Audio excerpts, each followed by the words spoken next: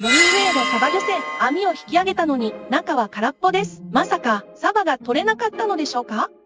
いいえ、違います。実は、サッカー場ほどの巨大な網を海に広げた後、船と繋がった高圧ポンプで海中のサバをそのまま吸い上げているのです。まるで巨大な水中掃除機のように何十匹ものサバがポンプを通って船のタンクへと直行します。完全自動化システム、網は投げるだけ、本番はポンプの仕事です。だからノルウェーでは釣り竿を投げるだけでサバが釣れるという話もあながち嘘じゃないのかもしれません。